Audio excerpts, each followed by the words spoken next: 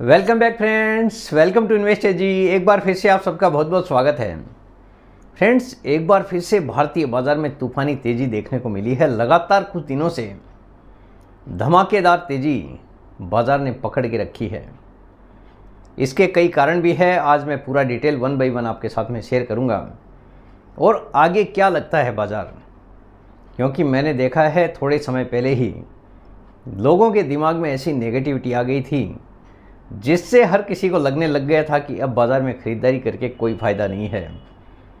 लेकिन आप देख रहे हैं किस हिसाब से बाज़ार में एक बार फिर से तूफ़ानी रिकवरी शुरू हो चुकी है। सबसे पहले मेरा इंट्रोडक्शन, मेरा नाम है रविकांत शर्मा और मैं MP registered mutual fund distributor हूँ। मेरा एमपी रजिस्ट्रेशन नंबर है ARN 138523। Employee unique ID number दिया है EUIN E234641। तो फ्रेंड्स, आप देख सकते हैं आज का जो मेरा मेन टॉपिक है, रिजल्ट सीजन, तूफानी तेज़ी, क्या कहता है बाज़ार, यानी आगे बाज़ार क्या कहता है। रिजल्ट का सीज़न शुरू हो चुका है, कंपनीज के रिजल्ट आने लग गए हैं। हमारे बाज़ार में तेज़ी का ये भी एक बड़ा कारण है। देखिए, बाज़ार की तेज़ी का कारण ज़्यादातर कंपनीज के रिजल्ट काफ़ी अच्छे दिखाई पड़ रहे हैं। पहले थोड़े दिन पहले हम लोग को लगता था कि कंपनीज के रिजल्ट अगर अच्छे नहीं आए तो बाज़ार में बड़ी गिरावट आ सकती है, लेकिन जिस हिसाब से कंपनीज के रिजल्ट आ रहे हैं, बाज़ार की तेज़ी का बड़ा कारण ये भी है। क्योंकि बाज़ार की तेज़ी इसी कारण से ज़्यादा हो रही है कि जो छोटी छोटी कंपनियां थी उनके रिजल्ट्स भी काफ़ी अच्छे आ रहे हैं। पहले अनुमान लगाया जा रहा था कि यहाँ पे प्रॉफिट कम आएगा, लेकिन उसके बावजूद भी छोटी छोटी कंपनीज के रिजल्ट भी काफ़ी अच्छे दिखाई पड़ रहे हैं। बड़ी कंपनीज के रिजल्ट तो ऑलरेडी काफ़ी अच्छे आ ही रहे हैं। इसी कारण से बाज़ार में एक बड़ी तेज़ी दिखाई दे रही है और उम्मीद आप ये कर सकते हैं कि जिस हिसाब से रिजल्ट सीजन चालू है, आगे भी कुछ और कंपनीज के रिजल्ट डे बाय डे आते रहेंगे। हो सकता है कि बाज़ार में एक बड़ी तेज़ी वापस आपको देखने को मिले, क्योंकि जिस हिसाब से रिजल्ट्स आ रहे हैं, आगे भी अगर अच्छे रिजल्ट रहते हैं कंपनीज के, तो यहाँ पे बड़ी तेज़ी बनने से मुझे नहीं लगता कि कोई भी रोक पाएगा।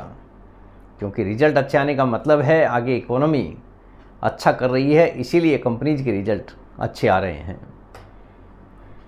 आज देखिए, सेंसेक्स ने 79,500 का आंकड़ा एक बार क्रॉस किया था, लेकिन बाज़ार बंद होते होते 79,500 से 400 के आसपास बाज़ार बंद हुआ है, यानी 79,400 के आसपास बंद हुआ है। ऑल टाइम हाई से अभी भी हम पीछे हैं, लेकिन जिस हिसाब से बाज़ार ने रफ्तार पकड़ी है, ऐसा लग रहा है कि अगले कुछ दिनों में ही ऑल टाइम हाई भी बन सकता है। जिस हिसाब से बाज़ार में तेज़ी बनी हुई है, हालांकि बाज़ार कभी भी वन साइड नहीं चलता है। बाज़ार में तेज़ी अगर आती है तो मंदी भी देखने को मिलती है, यानी गिरावट भी देखने को मिलती है। आज जो 79,400 का आंकड़ा क्रॉस हुआ है, 79,400 का आंकड़ा जो क्रॉस हुआ है, उसमें सारे के सारे सेक्टर्स का बड़ा योगदान है। निफ्टी ने भी 24,100 का आंकड़ा क्रॉस कर लिया है। निफ्टी लाइफ टाइम हाई से करीब 2,000 पॉइंट पीछे है, यानी अभी हम 24,000 को क्रॉस कर चुके हैं, लेकिन 26,277.35 बाज़ार ने लाइफ हाई बनाया था, उससे अभी भी फ़िलहाल 2,000 पॉइंट्स निफ्टी पीछे है। आज जो बाज़ार में तेज़ी हुई है वो चौतरफा तेज़ी आप उसको बोल सकते हैं। अक्रॉस दी मार्केट तेज़ी हुई है। केवल अगर FMCG सेक्टर को छोड़ दिया जाए तो बाज़ार में सारे के सारे ग्रीन निशान में बंद हुए हैं। चाहे आप स्मॉल कैप देख लीजिए, चाहे मिड कैप देखिए, चाहे लार्ज कैप देखिए, यानी सारे के सारे सेक्टर काफ़ी अच्छे ग्रीन सिग्नल के साथ बंद हुए हैं, एक्सेप्ट FMCG। देखिए, निफ्टी 50 करीब 1% से ज़्यादा की बढ़ोतरी दिखा के बंद हुआ है। निफ्टी बैंक्स में 1.75% से ज़्यादा की तेज़ी रही है। निफ्टी मिड कैप में 2.30% से ज़्यादा की तेज़ी रही है, यानी एक दिन का ही रिटर्न आप बोल सकते हैं। निफ्टी 100 में 1.20% से ज़्यादा की तेज़ी है। ये जो प्लस का निशान मैंने दिया है इसीलिए दिया है, ये एग्जैक्टली आंकड़ा नहीं है। 1.20% से प्लस बाज़ार हुआ है। निफ्टी 200 1.30% प्लस से ज़्यादा बाज़ार बंद हुआ है। निफ्टी स्मॉल कैप में 2% से ज़्यादा की तेज़ी आई है। निफ्टी आईटी में 2% से ज़्यादा की तेज़ी है, 2.20% से ज़्यादा की तेज़ी।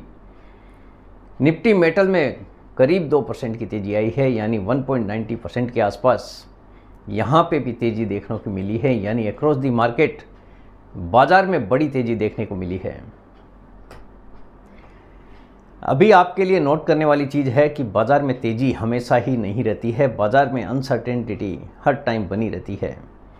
यानी अगर कोई भी न्यूज़ आती है, कोई अच्छी न्यूज़ आती है तो बाज़ार में तेज़ी देखने को मिलती है, और अगर कोई बाज़ार में कहीं से भी वर्ल्ड वाइड अगर कोई ख़राब न्यूज़ आ जाती है तो बाज़ार गिर भी सकता है। तो इसीलिए बाज़ार में अनसर्टेनिटी एनी टाइम बनी रहती है। तो आपको जो भी निवेश करना है काफ़ी सोच कर समझ कर ही करना है, और शॉर्ट टाइम के लिए कोई भी निवेश करने से आपको पूरी तरह से बचने की ज़रूरत है। देखिए, टैरिफ फ्यूचर क्या है कोई नहीं जानता है। आगे मिस्टर ट्रंप क्या अनाउंसमेंट करने वाले हैं इस पर बहुत सारी निगाहें टिकी है। अभी फ़िलहाल 3 महीने के लिए पोस्टपोन कर दिया गया है। यह भी एक कारण है कि बाज़ार में लगातार तेज़ी देखने को मिल रही है, क्योंकि हर किसी का मानना है कि चाइना के ऊपर अगर टैरिफ बढ़ रहा है तो इसका सीधा सीधा फ़ायदा हमारे देश को ही मिलना है। इसी कारण यहाँ पे हमारी जो कंपनीज़ हैं उनकी बैलेंस शीट भी काफ़ी अच्छी देखने को मिल सकती है, क्योंकि अगर अच्छे ऑर्डर मिलेंगे तो यहाँ पे काफ़ी अच्छी ग्रोथ भी आएगी। ग्रोथ आने का मतलब है आगे भी कंपनीज़ के रिज़ल्ट अच्छे बने रह सकते हैं, यानी फ्यूचर में एक अच्छे ग्रोथ की हम उम्मीद कर सकते हैं। इसीलिए लगातार बाज़ार में तेज़ी देखने को मिल रही है।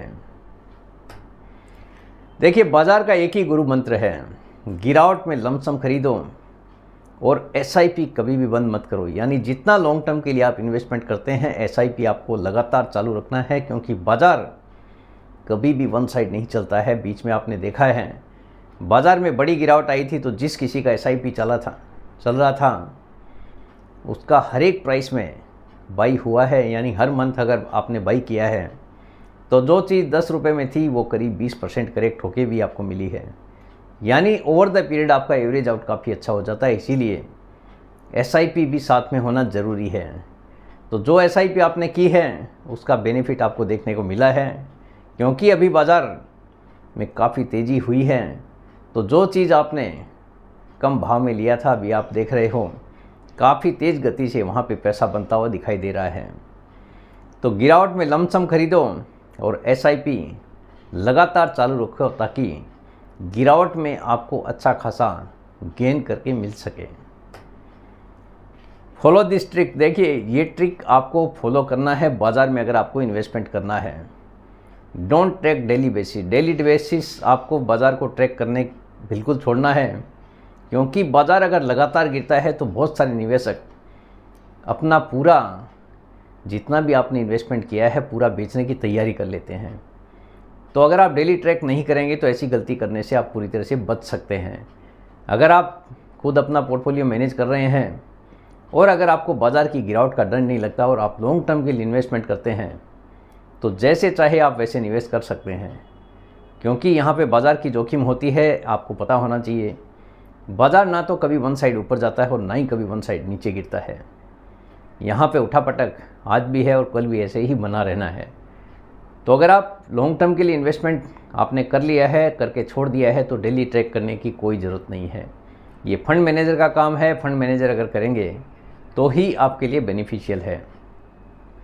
Invest through mutual fund. अगर आप इक्विटी मार्केट में इन्वेस्टमेंट करते हैं, अगर आपको इक्विटी मार्केट के बारे में नॉलेज नहीं है तो म्यूचुअल फंड आपके लिए एक अच्छा विकल्प साबित हो सकता है, क्योंकि यहाँ पे एक डेडिकेटेड फंड मैनेजर काम करते हैं जो कि आपके पैसे को अच्छी तरह से मैनेज कर सकते हैं, क्योंकि उनको बाज़ार के बारे में पूरी जानकारी होती है।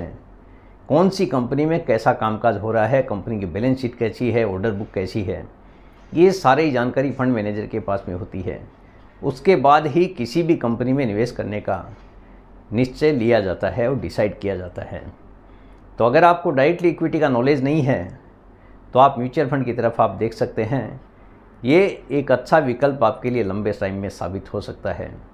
और अगर आपको डायरेक्टली इक्विटी शेयर के बारे में नॉलेज है तो आप खुद भी निवेश कर सकते हैं, लेकिन यहाँ पे जोखिम ज़्यादा होने का डर हर समय बना रहता है। अगर नॉलेज नहीं है, क्योंकि कंपनी के बारे में एक आम आदमी को पता होता नहीं है कौन सी कंपनी में कैसा कामकाज हो रहा है। अगर आपके पास में पूरी जानकारी है तो आप जैसे चाहे वैसे निवेश कर सकते हैं। देखिए, बाज़ार की चाल नया हाई बनाने की तरफ बढ़ती हुई दिखाई दे रही है। जैसा मैंने आपको पहले ही बताया है, जब बाज़ार में 10% या उससे ज़्यादा की गिरावट आई है, बाज़ार ने उससे अगले साल ही ज़्यादातर मौक़ों पे नया हाई बनाया है। तो ये साल हो सकता है आपको एक नए हाई का सौगात दे दें, यानी एक नया गिफ्ट भी आपको देखने को मिल जाए। आगे भविष्य के गर्त में क्या छुपा है, ये आने वाला समय ही आपको बता पाएगा कि क्या होने वाला है। खाली हम उम्मीद कर सकते हैं कि जिस हिसाब से हमारे देश की इकोनॉमी चल रही है तो नया हाई भी हमारे देश में बन सकता है।